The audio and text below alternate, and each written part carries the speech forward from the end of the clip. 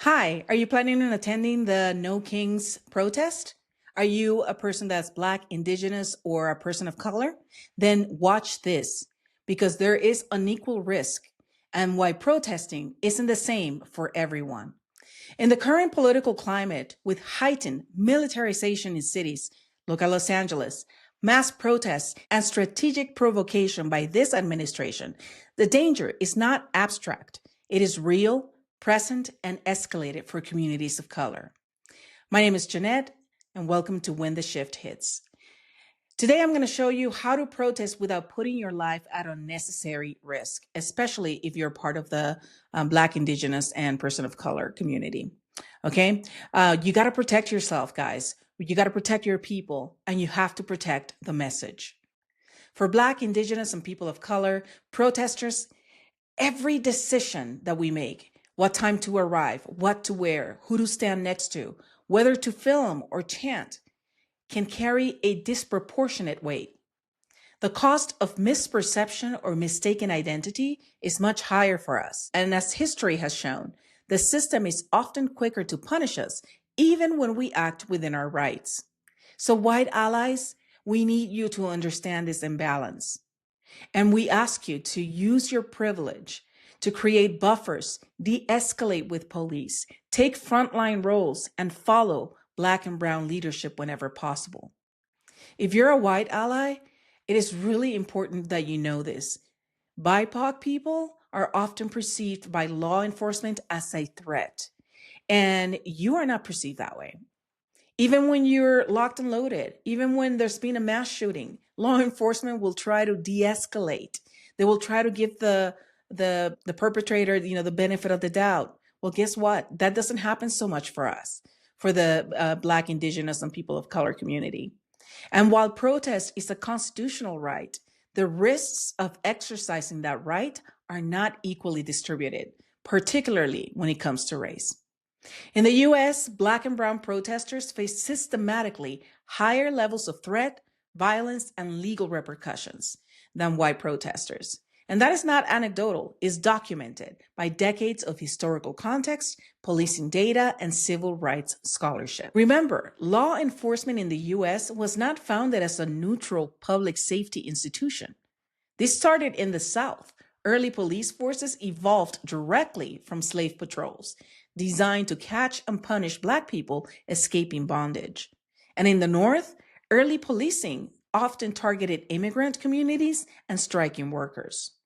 This racialized legacy lives on in modern structures of policing. And numerous studies have shown that Black Americans are disproportionately stopped, searched, arrested, and subjected to the use of force, even when controlling for behavior or location. So, to my BIPOC people, I'm asking you to assess risk with strategy because protests can take many forms. Public visibility is just one of them.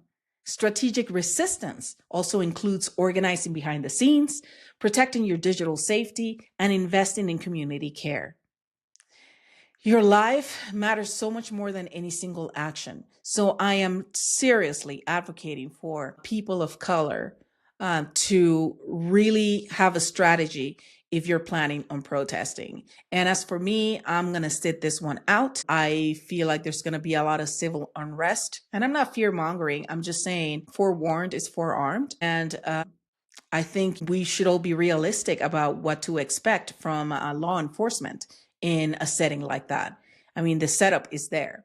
So we must engage strategically, not spontaneously.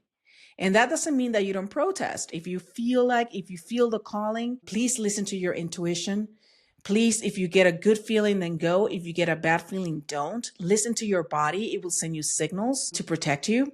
So just be really in tune with yourself before you choose to go to a protest on Saturday. Only show up to a protest if it's organized by a trusted organization with leaders that have a well-planned de-escalation strategy, that are equipped with legal observers and medics, and make sure that whatever the protest that you attend is happening during daylight and is explicitly nonviolent with trained marshals and a clear mission. Okay, so I think there's safety in groups. I think we also need our white allies to be with us because they can help de-escalate situations when it comes to law enforcement. Like I said, they're not really perceived as a threat. We are. So having a combination of different people, I think, is helpful. So just be aware, not only of the surrounding, but also be aware of how you're feeling inside. Are you feeling nervous? Are you feeling good? Are you feeling grounded? Are you feeling at peace? Then go. If you're feeling nervous, if you're feeling like you have an upset stomach, don't do it. Don't risk it. It's not worth it. There's plenty of other people that are going to protest, okay? And maybe it's their turn to do this. Otherwise, just consider alternative forms of protest that carry far less physical risk to you while still making an impact. And this is my way of making an impact. I'm making these videos, spreading information, making sure that people are aware of how to safely, protest and what things to look out for. And that's my contribution to the protest. But I myself will not be out there subjected to any kind of violence or abuse. Let's just put it that way. There's other ways that you can also contribute. You can be part of mutual aid. You can do digital organizing. You can do phone banking and put legislative pressure by emailing or making phone calls. You can fundraise for bail or grassroots campaigns. You can educate your network with verified content. Let's not pass any misinformation or disinformation. But the key here is that we have to stay strategic because that's part of our resistance. And by choosing to protect your body and your mind in high risk moments, you are not opting out. There is nothing to be ashamed of. The civil rights movement was born on the backs of Black people and the suffering of Black people, and the courage and the brilliance of Black people. So you are opting in for the long haul, okay? Movements need sustainability. They need survival. They need elders. They need strategists. So we honor our ancestors, not just by showing up, but by showing wisdom. All right, everyone. Good luck on Saturday. I'll be praying for everyone that's going to be out there, whatever color you are, it doesn't matter. But this was specifically for my BIPOC people because I want to make sure that you guys are safe, that you're listening to your inner guidance, and that you're showing up, but surrounded by allies and with a plan to de-escalate and a plan to be safe. Okay. Thank you for watching. My name is Jannette, and this is When the Shift Hits. Please remember to subscribe, like, and share this video. Let's try to spread this to as many people as possible so that they're ready on Saturday. I don't want to see people brutalized or jailed or, worse. So let's keep each other safe. Let's keep each other informed, and let's protect one another. Until the next time, this is When the Shift Hits. And remember that the shift starts with you, because when you shift, so does everything around you. Be well.